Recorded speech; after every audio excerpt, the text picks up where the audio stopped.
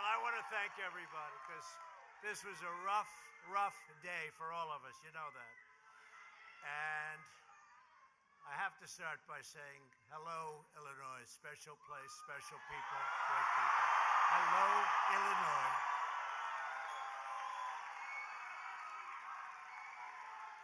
And I'll tell you what, with this crowd, Mike Bost is going to win big. He has to win big. He has to win big. But it's great to be back in the heartland with thousands of hardworking American patriots as we work to re-elect a great man. And actually, to be honest, we have 3 great congressmen here with us today. And we're going to get every one of them in office. And I want to just thank you. But I do specifically, he's been so great on steel and getting your jobs back. I felt I owed it to a congressman to come up today, Mike Bost. Thank you. He's been fighting for you and very hard. Before going any further, I want to address the horrible shooting that took place earlier today. The hearts of all Americans are filled with grief following the monstrous killing of Jewish Americans at the Tree of Life Synagogue in Pittsburgh, Pennsylvania. You've all seen it. You've been watching it. It's horrible. The suspect is in custody. The federal authorities are on the scene and leading an aggressive federal investigation. State and local law enforcement has been incredible. This evil anti-Semitic attack is an assault on all of us. It's an assault on humanity. It will require all of us working together to extract the hateful poison of anti-Semitism from our world. This was an anti-Semitic attack at its worst. The scourge of anti-Semitism cannot be ignored, cannot be tolerated, and it cannot be allowed to continue. We can't allow it to continue. It must be confronted and condemned everywhere it rears its very ugly head. We must stand with our Jewish brothers and sisters to defeat anti-Semitism and vanquish the forces of hate. That's what it is. Through the centuries, the Jews have endured terrible persecution, and you know that. We've all read it, we've studied it. They've gone through a lot. And those seeking their destruction, we will seek their destruction.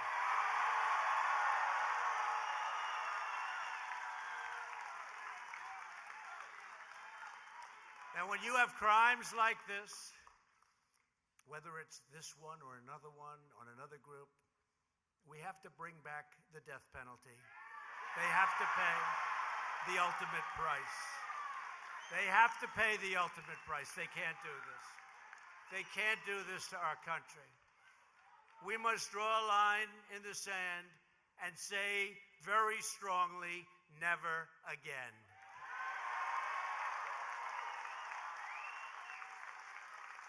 Tonight, everyone in this arena and every citizen across the land sends our prayers to the victims and their families. We all do. We also send our gratitude to the law enforcement officers who were incredible and who risked their lives and sustained very, very serious injuries during this horrible attack. We salute the heroes of American law enforcement. We always do. We always do.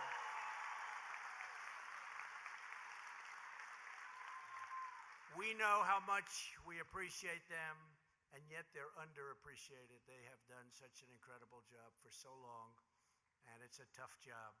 We see it now. We see it now maybe like we've never seen it before. And this is the time to renew the bonds of love and loyalty that hold us all together as Americans. These bonds have always sustained our nation in its hour of need.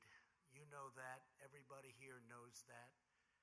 and they are always more powerful than the forces of hatred and division, anger and evil. In America, we love our families, we love our neighbors, and we protect our community.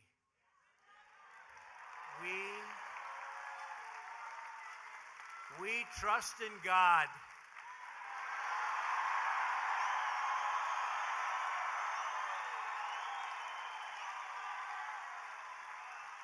We protect the freedom of worship. And we believe in the power of prayer. We defend our Constitution. We defend our heritage. And we rally around our great American flag like nobody does. All of us here tonight are united by these same American values, and we are all fighting to defend these values in this election. This is a very, very important election. This could be, and I've said it, and I've heard it, and they have spoken it many times, this is our most important midterm election perhaps ever. Because we've made so much progress. This is steel country and lots of other country. We have made so much progress, we don't want to give up that progress. We can't allow that to happen. Under Republican leadership, America is booming like never before because we are finally putting America first.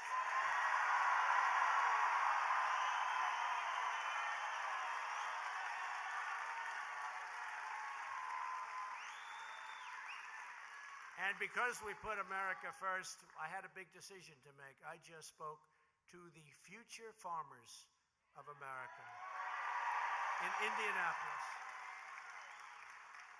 And with what happened early today, that horrible, horrible attack in Pittsburgh, I was saying maybe I should cancel both this and that. And then I said to myself, I remember Dick Grasso, a friend of mine, great guy. He headed up the New York Stock Exchange on September 11th, and the New York Stock Exchange was open the following day. He said, and what they had to do to open it, you wouldn't believe. We won't even talk to you about it. But he got that exchange open. We can't make these sick, demented, evil people important. And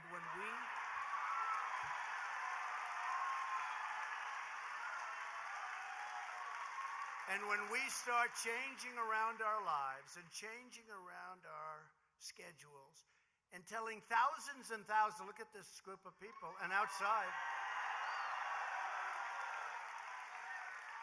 and I hate to say it, but outside you have a group that's almost as big or just as big trying to get in. So you got the better location, but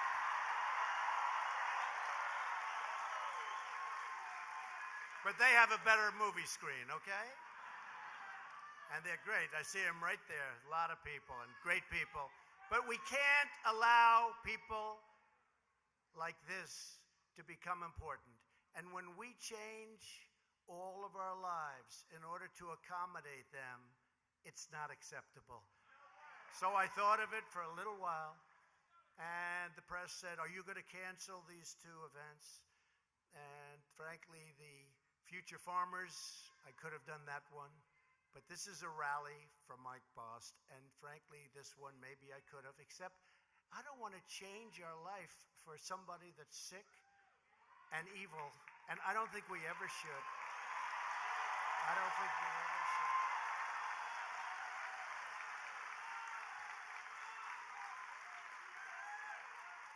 Remember the New York Stock Exchange. Remember the teams, the Yankees, George Steinbrenner. He said, we got to play. Even if nobody comes, if nobody shows up, we got to play. And I remember that George was a tough man. He was a friend of mine, but he was a good man. And he said, we got to play. And they all played. Now, thank you very much. Thank you. Thank you. And I love the people up here also, and I didn't want to have any excuse. I could have had a little bit of an excuse. There was no excuses. We have our lives, we have our schedules, and nobody's going to change it, okay? So we're here. So let's have a good time.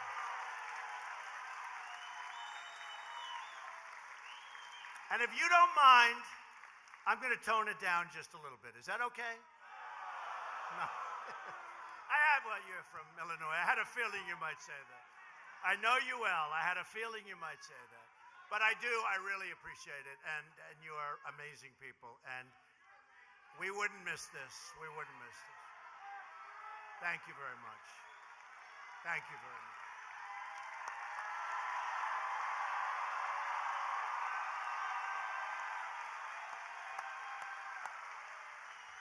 Great people. You're great people. You built America. You built America. The unemployment rate just fell to the lowest level in more than 50 years. We produce. More Americans are working today than at any point in the history of our country. Think of that.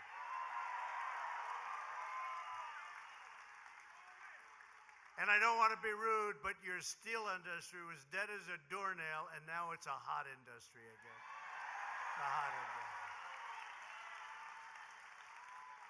They can dump if they want, but they're going to pay a big price, and that's what happened. And U.S. Steel is bringing back many plants, you know that, and they're opening up some new ones. And Nucor, you see what they're doing. They're building brand new, beautiful plants. And I saw plans of one of them. They're so proud of them. You didn't think you'd see that day when they're starting to build the new steel plants. And the steel workers, I said to a couple of big, strong guys that came up to me, one of them said, "Thank you, sir, for saving our country." And he was crying. And I'm telling you, he was crying. I don't think this guy cried when he was a baby. This guy never cried. But he said that. And I've had a lot of people say, usually when I'm backstage, people just say, "Thank you for saving our country." And I really, at the beginning, thank you. Thank you.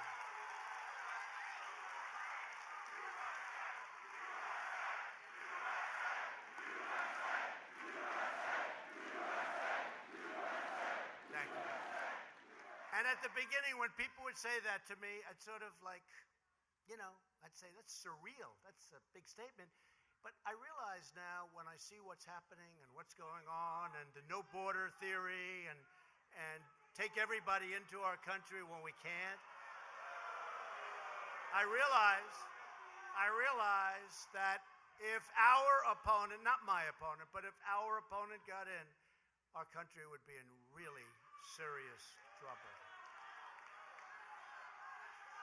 Maybe to a point where it never could come back again. We are bringing it back. We just passed a massive tax cut for working families, and we will soon follow it up with another 10% tax cut for the middle class. We're working on Kevin Brady. We're putting our coal miners back to work. Clean coal. Clean coal.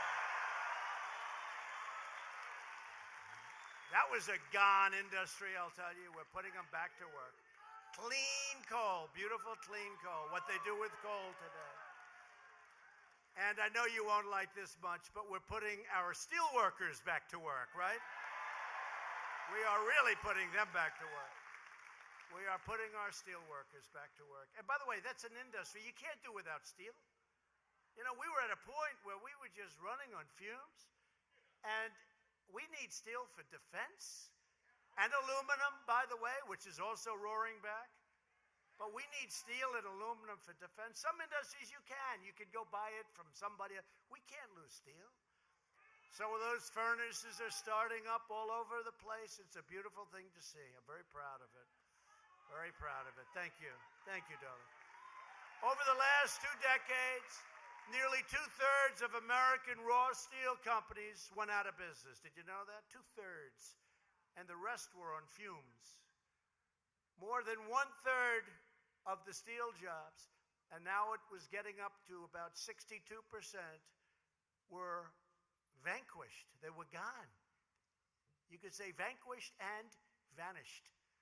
It's a combination of both. More than 70,000 hardworking Americans saw their jobs eliminated and their way of life destroyed. They want to make steel. And I said to them, how about another industry? We'll teach you how to make a computer, a little computer. This guy's, his hands are like this, his shoulder. He doesn't want to make a computer. He wants to make steel. Does that make sense? I said the same thing to the miners in West Virginia. Remember that? I won that by 42%. Nobody's ever heard of it. Nobody ever heard. Over a Democrat, not like an independent, over a Democrat named Hillary Clinton. But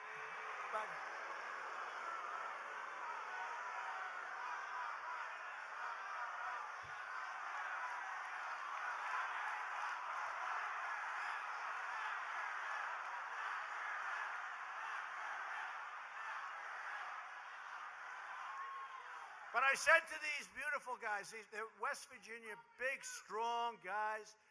Their fathers were in the mines, their grandfathers, their that's what they do. I said, fellas, supposing we take you to Silicon Valley. And we'll teach you like how to make these beautiful little keyboards, these beautiful computers. They looked at me like, hey, you know the expression, we want to dig coal. That's what they want to do. Nobody does it better in the world. And that's what they want to do. Guess what? That's what they're doing again, okay?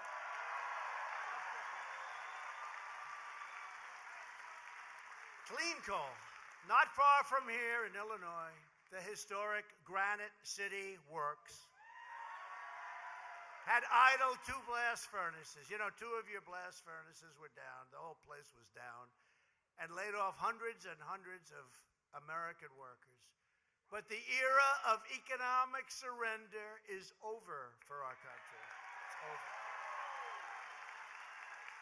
And earlier this year, I kept a very crucial promise. To protect our national security, I imposed a 10% tariff on foreign aluminum and a 25% tariff on foreign steel. And now our steel, aluminum industries are roaring back to life like nothing you've ever seen. 3 months ago, Congressman Mike Bost, by my side, and I'll tell you what he called me. Sir, could you come? I said, who is this guy? He doesn't stop. He's a great guy. He called me, and I came to Illinois, and we celebrated the reopening of 2 blast furnaces at Granite City, and it turned out that that was just the beginning.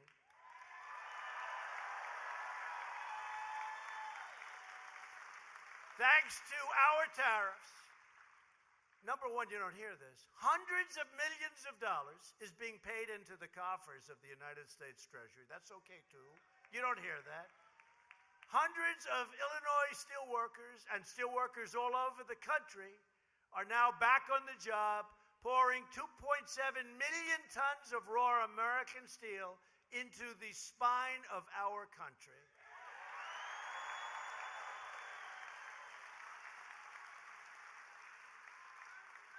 After years of rebuilding other countries, we are finally rebuilding our country. And we are doing it with American steel and American pride. The choice for every American this November is between resistance and results. How about the Democrats? No. Their whole theme is resist. Oh, that's great, resist. It's actually the thing that they're good at. Their policies are no good. They're not good as politicians. What they do is they stick together and they resist and obstruct. If you don't want to be saying the words, ladies and gentlemen, Speaker Nancy Pelosi for the next 2 years, vote Republican. You got to get out and vote. And 2 great guys who are from a little further away, and they're doing well, but you never know in this business. We're honored to be joined tonight by Congressman Randy Hultgren and Congressman Rodney Davis. Come up, Randy and Rodney. Come up, please.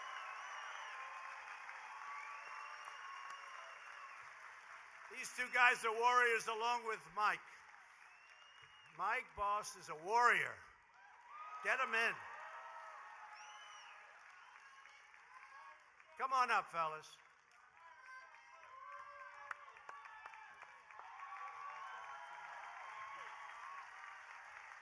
Thank you, Mr. President. God bless you all. This is amazing. We need your vote. My name is Randy Hultgren. I represent the northern suburbs.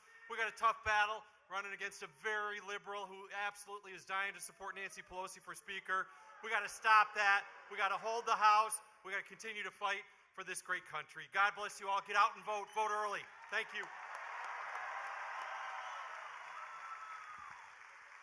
Hey, everyone. When I was up here earlier talking about the success of Republican leadership in Washington working with President Trump, what was that chant we made?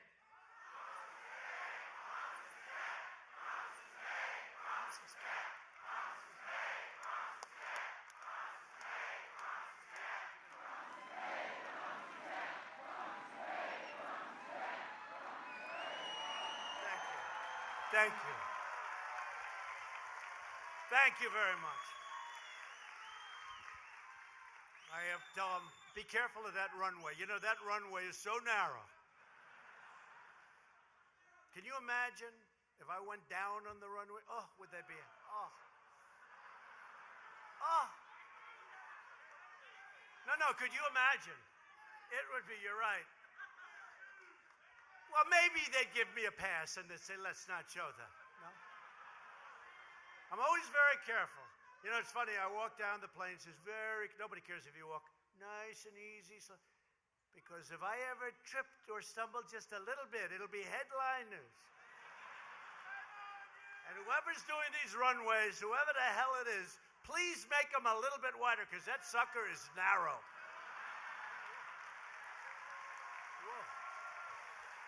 That is a narrow runway.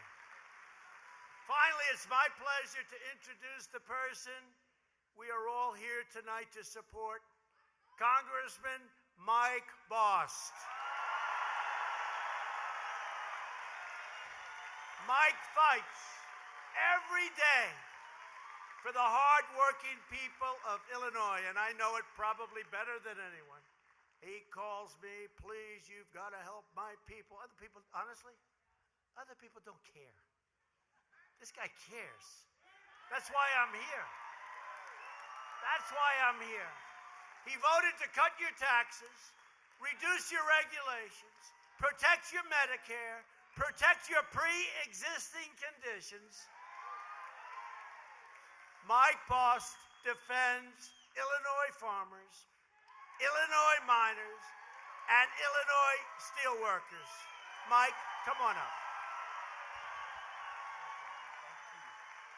Thank you, Mr. President. And thank you. Thank you for coming out and showing how much we love our President, Donald Trump.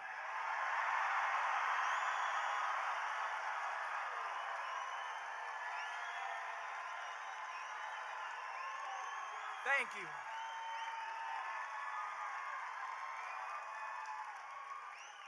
And the most important thing to remember, the other two gentlemen that were up here, if you're in their district, get out and vote. If you're in our district, get out and vote. Why? Because if you want our president to continue to succeed, you cannot allow Nancy Pelosi to take that House back. It's up to you, Mr. President. Thank you. Thank you for leading in the way that we need America to be led, and thank you for coming to Southern Illinois.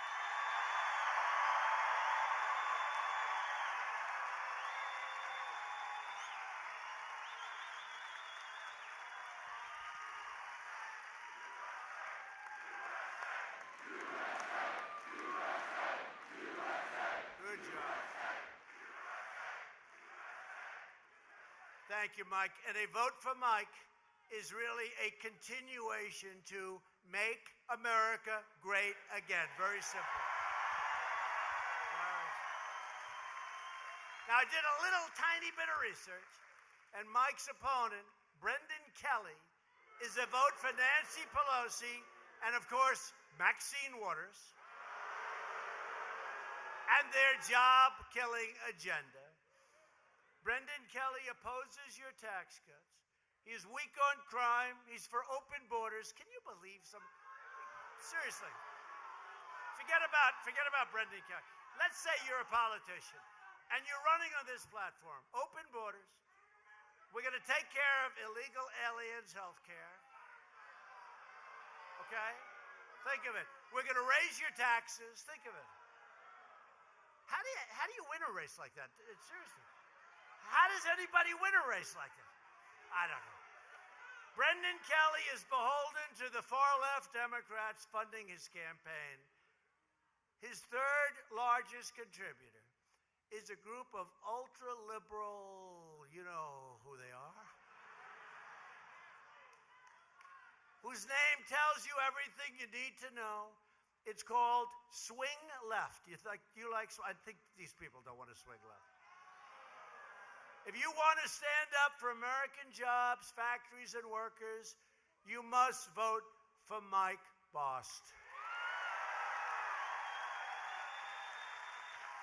The Republican agenda is America's agenda. Republicans want to lower your taxes. They want less regulation.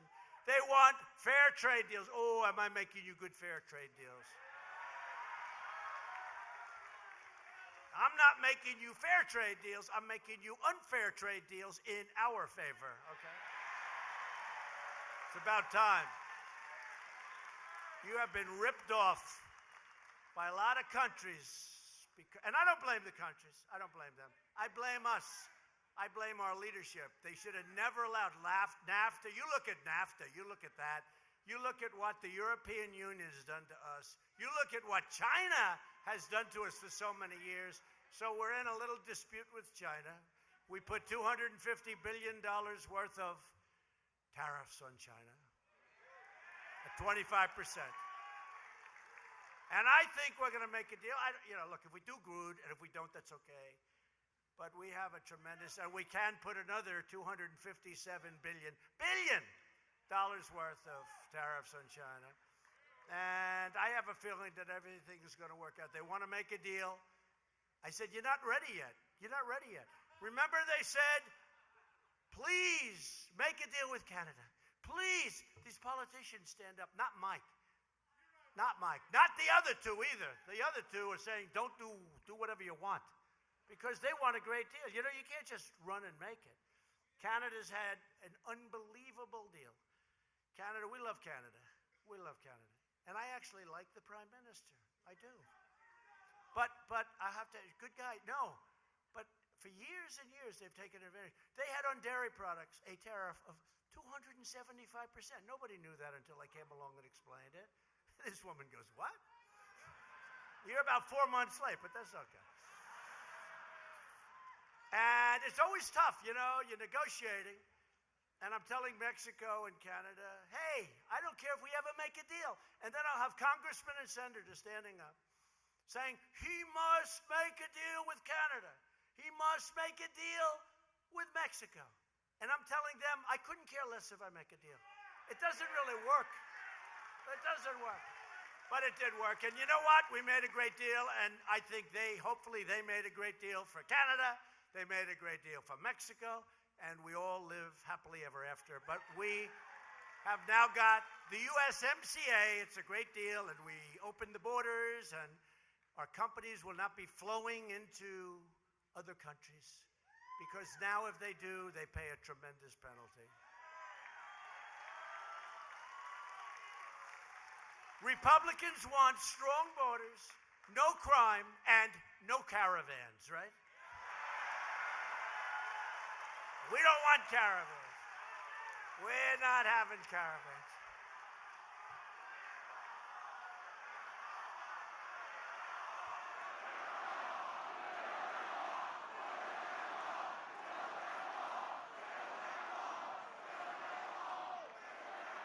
So we started the wall. We spent $1.6 billion. We then spent another $1.6 billion. Now we're spending another $1.6 billion. But I want to do it all at one time. But you know what? Watch. Just watch. They're going to go crazy when I say this. You're going to be so happy next week. You're going to see something happen next week.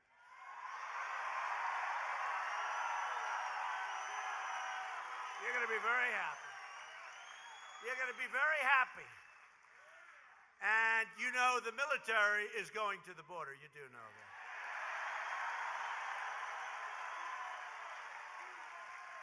And I want the people of the caravan to come into our country, but they have to come in legally, like all of the millions of people that are waiting online right now.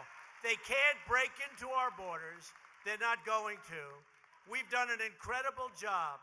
ICE, Border Patrol, we've done, I always say, it's my fault. You know why it's my fault? Because the country is doing so well, it's so successful, that everybody wants to come here, but it doesn't work that way. So it's my fault. I take the blame. I take the blame. If we let the country fail, we'd have no problem. But we don't want to do that. We don't want to do that. So you're going to see we called in the military. The military, oh, they're ready. They're ready. And I wish I could just tell them, and I say it, caravan, turn around. You're not coming in. You're not coming in. I'm sorry.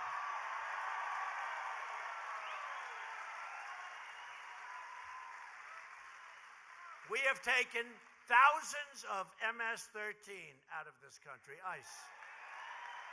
We've gotten them out. And if you look at that large group, sometimes it gets up to 17,000 people, they say. Today, they said it's really gets bigger and bigger and doesn't make any difference because they're not coming in. They're not coming in. The military's all ready. And we're going to have border protection, you watch. We're going to have a very strong border protection. But they're not coming in. They can't come in.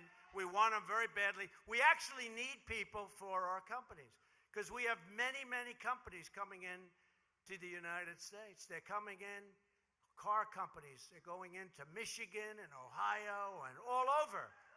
They're coming into Illinois. Get your taxes down a little bit. We got to get your taxes down. Right? But they're coming into Illinois. But we have car companies. They're going north, South Carolina. They're coming into Florida. Prime Minister Abe was showing me we have a list of companies. They're all, and you know why? Because Japan has made so much money for so many years.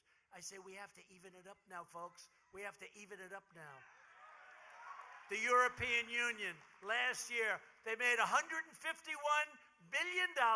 They won't take our product, but we take their Mercedes-Benzes and their BMWs. Not going to happen anymore unless we straighten it out. They understand that. And with China, that's the big one. That's the big one. China has been averaging $500 billion for many years. And I told President Xi, who I like a lot, he's the president of China, strong, smart. I said, I don't blame you. I was giving a speech in China, and I was ranting and raving about how China's been ripping off the country. And then I realized I was in China. This wasn't playing to me. I said, this speech is not playing well. And I looked at President Xi. He was looking up, what the hell is this all about? And I looked at him, I said, but I don't blame you. And he felt better. But he wanted to know why. I said, I don't blame you because our leaders were missing in action. They should have never let it happen.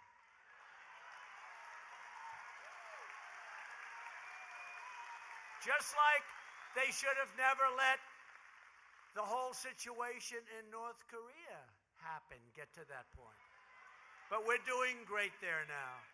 No more rockets, right? I say all the time. No more rockets, no more missiles, no more nuclear testing. We got our hostages back. We're getting our remains, the remains of our great heroes. They're coming back. And we have a good relationship with Kim Jong-un. We have a great relationship with Chairman Kim, and we feel good about it. So there's not much they can say. Look, there's no more testing. They're closing sites. There's no more nuclear. There's no more, the nuclear testing stopped. There's no missiles going over Japan. Think of it. We got our hostages back. We got our hostages back. We didn't. Hey, people said we'll never get the remains back. Vice President Mike Pence got the remains. He greeted the remains of these great, great heroes. Right? In Hawaii, we're getting the remains back. So the only thing they said is, now when did I leave there? 3 months ago, would you say? Singapore, would you say it's 3 months? Not much more. So let's say I left 3 or 4 months ago. The only thing they say is, it's not moving fast enough. They've been working on this for 70 years. I've been doing it for 4 months. And the rhetoric was very tough, remember? Very, very tough. They actually said, this is horrible, the way he's talking. Horrible. This is going to cause war. Well, you would have been in a war the other way. This is going to cause war. Horrible. Oh, did they go after me? So now all they can say is 2 things. They can say, we met, remember? Because we got everything. We're working along. We're getting along great. It's going to be great for North Korea. North Korea will become a great economic place. That location so good between China, Russia, and South Korea. What a location. It's going to be fantastic. But you know what? So they said, how can we go after President Trump? He met. I met. In other words, I met. Think of that. What did I give? I met. So that was one thing. The other thing they say is, it's not going fast enough. What, 3.5 months? And nothing's happened. It's so good. And remember when I first came in, or just before I came in, right? Just before, everyone really thought we were going to war. And that was going to be a potential nuclear catastrophe. Well, I can't know. I mean, look, who knows in life, right? I'm not going to say. I can only say the relationship is really good. And we're really in good shape, and they're really good shape, and they're happy, and we're happy. And if it takes long, I don't care. I tell my people, I couldn't care how long. As long as there's no testing, as long as there's no nuclear testing, moving mountains over a little bit, that's the kind of testing. But it's working well. But you remember when they said, it's too rough, the rhetoric. You remember, I don't even want to say it now because I have such a good relationship. I won't even say it. I won't even say it. But the rhetoric was brutal. But ultimately, it was all very important to get this to a point where now we really have a relationship. Now, and again, who knows? But I think it's working out really well. And before I got there, you were in trouble. This was going to be a big war, millions of people killed. Seoul is 30 miles away from that border. And you talk about a protected border, that's a serious border. That's a wall like you never saw before. You look at that wall and you say, I'll pass. I'm going back home. That is I looked at it, I saw it. That's a real deal. It's a fence with a lot of electric current going through it. A lot of different things happening on that fence. You know what you say? You take a look at that, you say, I'm passing. But you know, it's funny. So with that one, they said, he's too tough, it's too strong, the rhetoric is, we're going to end up in war. I had a great meeting with Vladimir Putin. Great meeting. I talked about everything.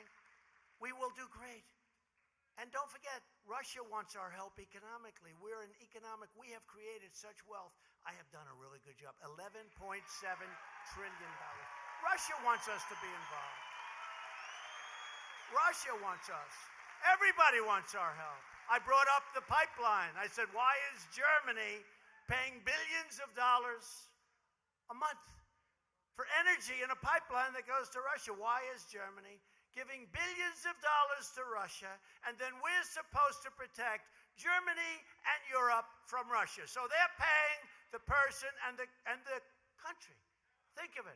They're giving billions of dollars for the pipeline. Nobody else brought that up. Nobody else. I brought it up. But they said he was too nice to Putin. So with one I was too rough, the other one I'm too nice. And let me tell you, if I walked up to President Putin and started a boxing match, and I would have done just fine. But if I walked up to President Putin and started a boxing match, they would have said, he was too tough, this is terrible. In other words, makes no difference. Makes no difference. But we had a very successful meeting with Russia and President Putin, and we're just doing great in foreign affairs. We are doing so much better than anybody thought possible, so much better than we've done in years. And we'll end up getting along well with Russia, well with North Korea, well with China after we equalize out. But we're getting along with a lot of people. And part of the reason we're doing that, and very important for us, is we have built and are in the process of building, by far, the strongest military that we've ever had. We have to have that. We have to have that. But even that, it's economics, because people want a part of this dream. You know, every country, virtually, that comes in to see me, the prime minister, the king, the queen, the president, every country, they start off by saying, Mr. President, congratulations on what you've done. We've never seen numbers like this coming out of the United States. We've never seen anything like it. We've never seen. And if we can help other countries, and that includes the big ones and the strong ones, I want to help them. We want to get along with everybody. We want to get along with everybody. But we want to have a level playing field, not what we had before, okay? Earlier this month, we achieved a historic victory for our Constitution, and for the rule of law, we proudly confirmed the newest member of the United States Supreme Court, Justice Brett Kavanaugh.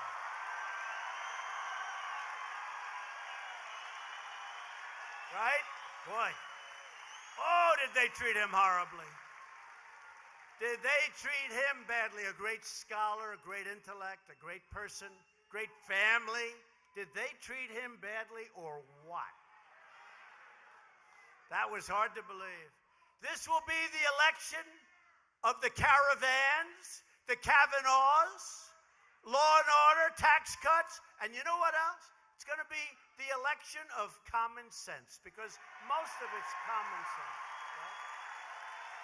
A lot of it's common sense.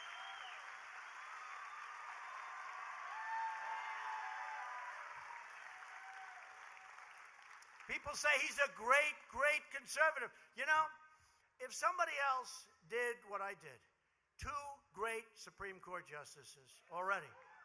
Justice Neil Gorsuch, don't forget, one of the greats. He's doing fantastically.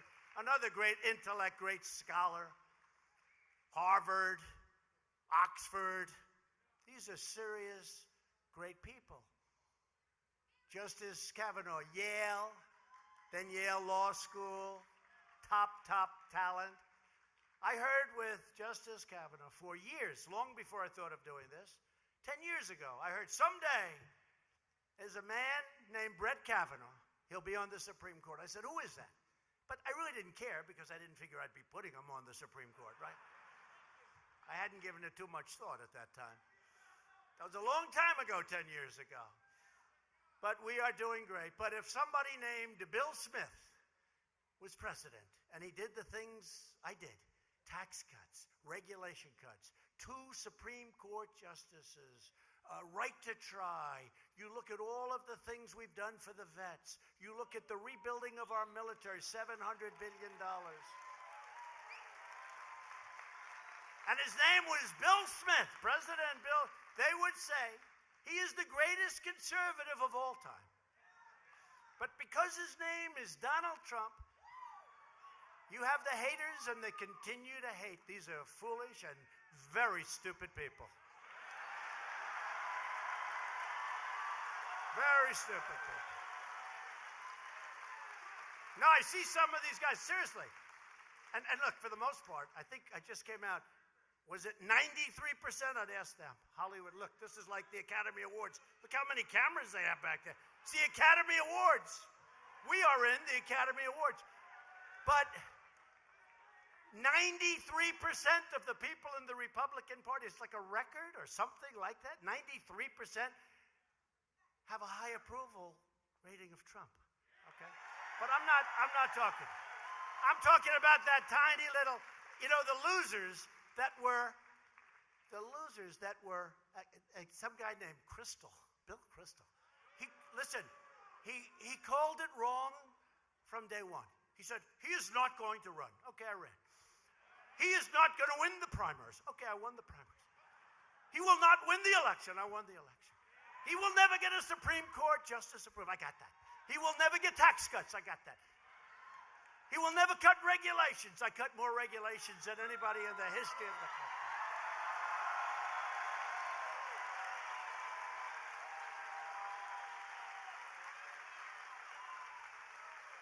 I mean, these are losers. Why do they put them on television? Seriously.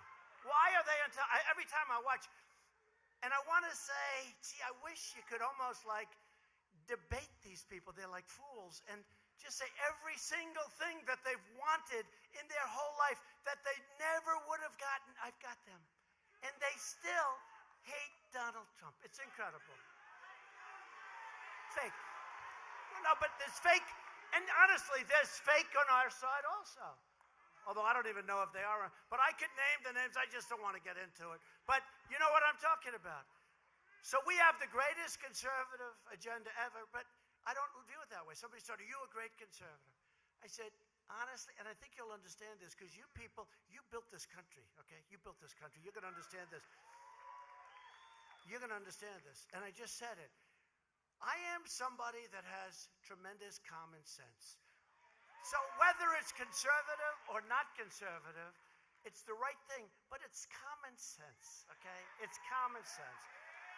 And when I see open borders and come on in, I mean, in California, he wants open borders, the man running for governor, the Democrat. And I think your Republicans doing a good job out there, but it's a hard place because the Democrats, who knows. But in California, he wants open borders. He wants to take care of all welfare, all medical, everything. He wants to pay for college education and education. He wants to pay for medical. I mean, California is going to have more people than the United States of America. No, seriously, people are going to come from all over the world. They get free education, free health care. I mean, does anybody really believe? And by the way, they owe about $14 zillion. And they just put a gas tax on that the Republican candidate wants to take off. He should win. John Cox, he should win. He's so good. It's a hard place to win, but he should win. He wants to take off the gas tax. They have a gas tax. But it's really, I think I am the person, and I am running, I'm conservative, but I'm running on common sense. It's all common sense. We can't let people break in and assault our country. We can't let, you saw the caravan. I mean, you look at it sometimes, it is massive. How the hell can we take everyone in? And some of those people are people that we don't want. I hate to say it. Some of those people are people that we do not want, and some of those people I would love to have because we need them, but they have to apply. As we speak, the Democrat, not the Democratic, the Democrat, I hate saying it. You know, it's so, it doesn't flow right. I say the Democrat Party, and I always say it because it's the right thing. The name is the Democrat Party. It sounds so much more beautiful, the Democratic Party, right? And I say to myself, I don't want to tell them they should probably change their name. But as much as I hate saying it, because it sounds badly and it doesn't roll off your lips, the Democrat Party is openly encouraging millions of illegal aliens to break our laws, violate our borders, and overwhelm our country. And Democrat sanctuary cities release these criminal aliens out of jail and right onto your streets. And you have it up here more than you know. You do know that. Illinois. Congratulations. Republicans believe our country should be a sanctuary for law-abiding Americans, not criminal aliens. And the Republican Party will always stand proudly with the heroes of ICE and Border Patrol and law enforcement. And those great Pittsburgh police officers, you saw the job they did. We stand with them and we wish them well. God bless them. Seriously injured. This election is about borders, and this election is about jobs. In less than 2 years' time, we have created over 4.2 million new jobs and lifted over 4 million Americans off of food stamps. Think of that. Because they're working. Do you know how much money our country saves when we do that? And you have happy people. We have created almost 500,000 new manufacturing jobs. Think of that. Remember, you'd need a magic wand. Nobody's manufacturing anymore. I kept saying when I heard the past administration, I'm being nice. I want to be nice. When I heard the past administration say that we don't have to make things anymore, I say, explain that to the people of Illinois, please, okay? And actually, the number is going to be 600,000 new manufacturers. And these are our best jobs. African-American poverty has reached an all-time historic low, lowest it's ever been.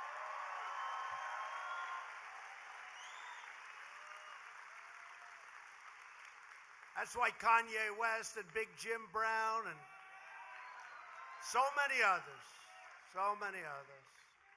African American, Hispanic American, and Asian American unemployment have reached their lowest rates in the history of our country. How do you win that one? If I'm in a debate, and you know the Democrats have always laid claim because it was sort of like an automatic vote. It's not automatic anymore. Take a look at the polls. They're smart people, and take a look at the polls, not automatic anymore.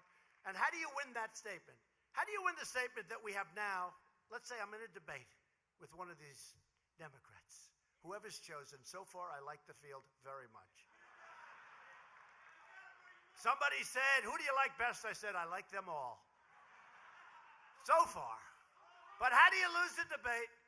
Where you say, as an example, no, we can't use Pocahontas anymore. She's got no Indian blood. We can't use the name. He says, call her Pocahontas. I can't do it. She doesn't have any Indian blood.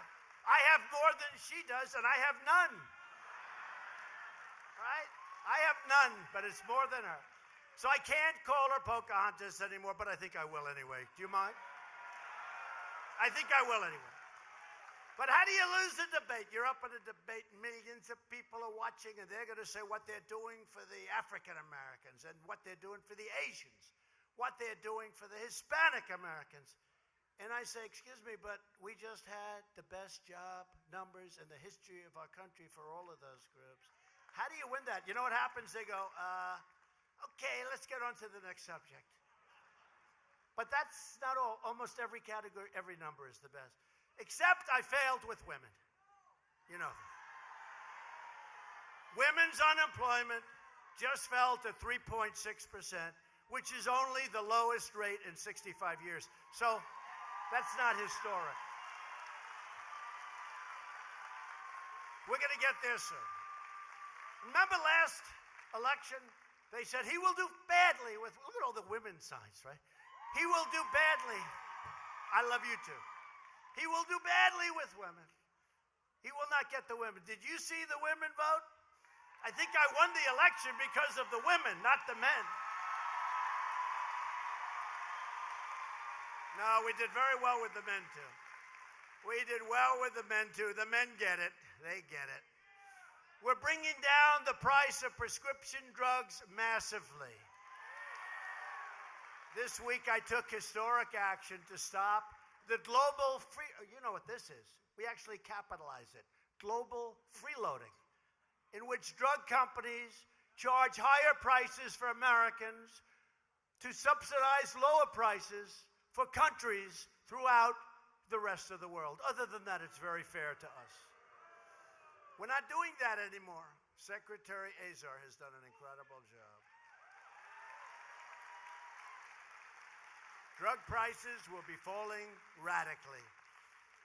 Got a lot of people that are middlemen that aren't going to like me too much. Republicans are also strongly protecting Medicare. A majority of Democrats on the ballot for Congress have already signed up for a government takeover of health care that would obliterate Medicare and terminate Medicare Advantage for 500,000 Illinois seniors who depend on it. It will obliterate it. Republicans will defend Medicare for our great seniors who have earned it, and whether you know it or not, they've actually paid for it. This week I very proudly signed into law the largest bill to fight the opioid epidemic, largest in American history, $6 billion to fight a big problem that you have in Illinois and that we have all over the country. We passed Veterans Choice, giving our veterans the right to see a private doctor rather than waiting online for weeks and weeks and weeks. 44 years they've been trying to pass it. I got it passed. It's signed as of 2 months ago. It's finished. Here's a veteran. Are you happy? Are you happy? Thank you. He's happy. Thank you, man. Thank you. Thank you. He just said, you saved our country. I love you, veteran. Thank you, man. Hold up that American flag. Hold it up.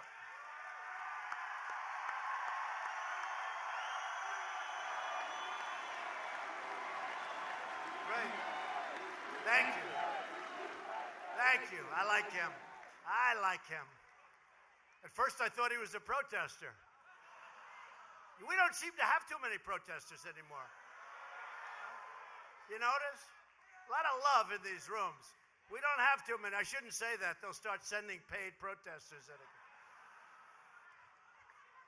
And the landmark VA accountability law, don't forget that, to ensure anyone who mistreats our great veterans, and by the way, in prime time, they would have never mistreated our veterans, but they were bad. We have a sadist. We have some bad people. They're gone. Boom, we fire them. You weren't able to get that for 45 years. We got it signed. We got that signed too. Veterans' choice and accountability. They're accountable.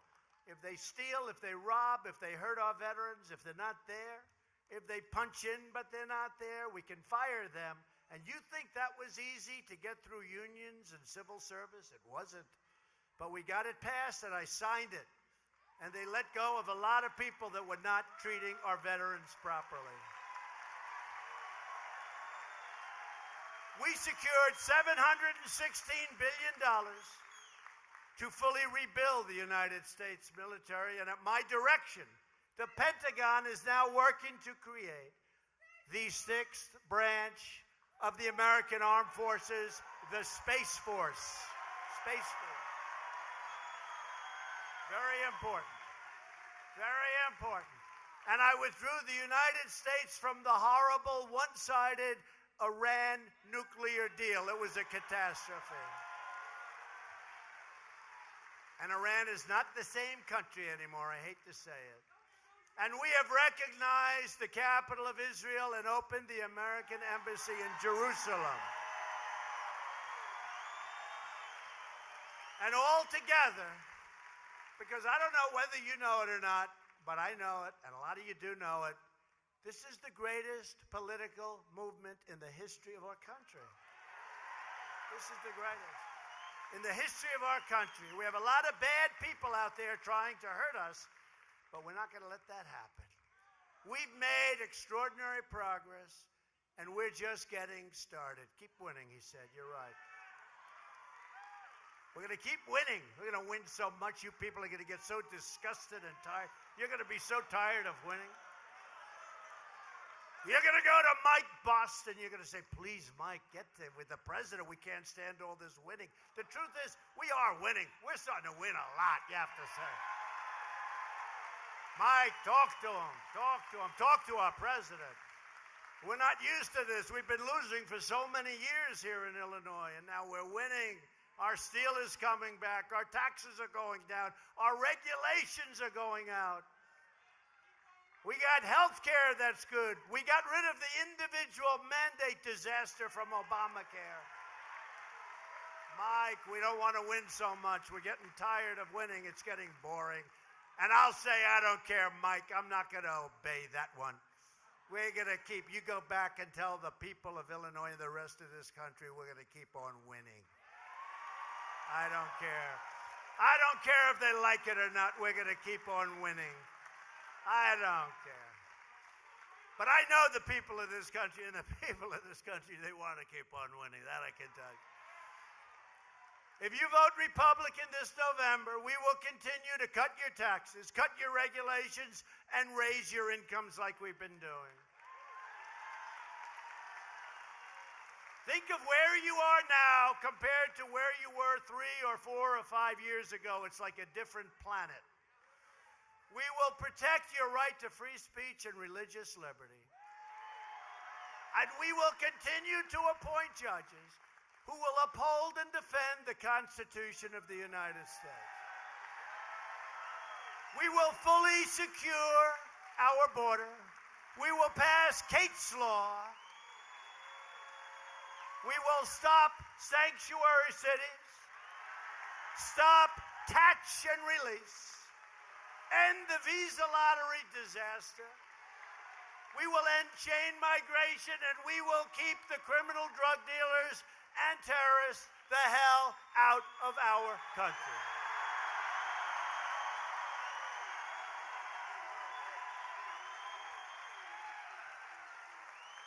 We will lift millions of our citizens from welfare to work, dependence to independence, and poverty to prosperity. That's what's going to happen. And they're going to love it. For years you watched as your leaders apologized for America. Now you have a president who is standing up for America. We are standing up for your values. We are standing up for our great steel workers. We are standing up for the great state of Illinois. And we are proudly standing up for our national anthem.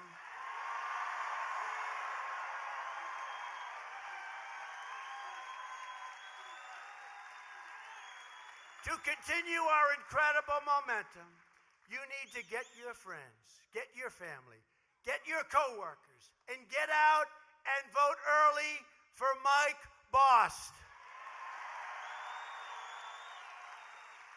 Loyal citizens like you help build this country, and together we are taking back our country, returning power to you, the American people. That's what we're doing, and that's what we're doing. Illinois is the state that gave us 2 of our greatest Republican presidents. Not bad, by the way. Not bad. I mean, you got to pick 2. These aren't the worst. I can think of a little bit lower down the ladder. You gave us Abraham Lincoln and Ronald Reagan. Not bad. Wow. That's not a bad job. They'd be higher on my list. And Illinois is the state that gave us generations of proud farmers and steel workers and miners and soldiers and patriots who made our country into the most powerful nation on earth. And we are now more powerful. We have a greater military right now and getting better all the time. Our military is bigger and better and stronger. We have never had anything like it. And you know what? The stronger it gets, the less likely it is that we'll ever have to use it, because that's the way the world works. And everything is made in the USA. Everything. The greatest ships and missiles and rockets, the greatest jet fighters and bombers and tankers, the greatest submarines in the world, it's all made right here in the USA. This state was settled by tough pioneer women.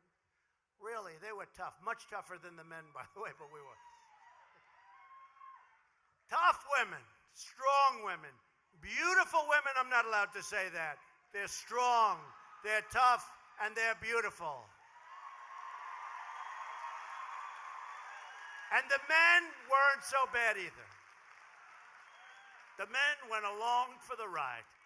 The men weren't bad either, okay? Is that enough for you men? No, they're not too happy about it.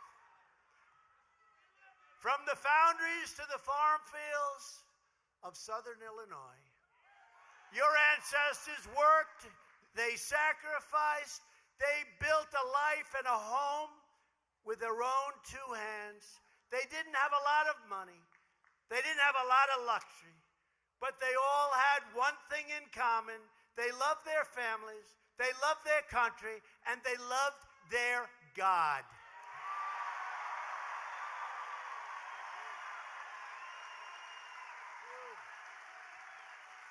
These courageous Americans did not shed their blood, sweat, and tears so that we could sit at home while others tried to erase their legacy, tear down our history, and destroy our proud American heritage.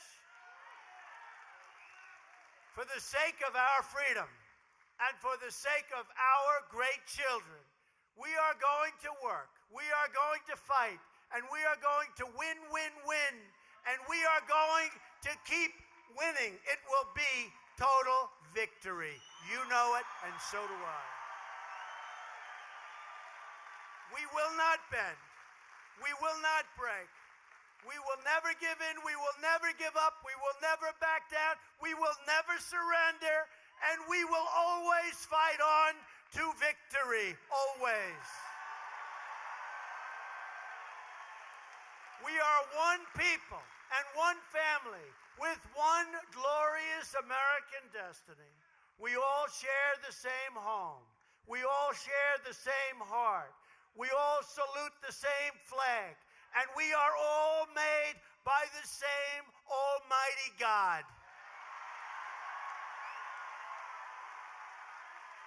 And all together, with love in our hearts and hope in our souls, we will make America wealthy again. We will make America strong again. We will make America safe again. And we will make America great again.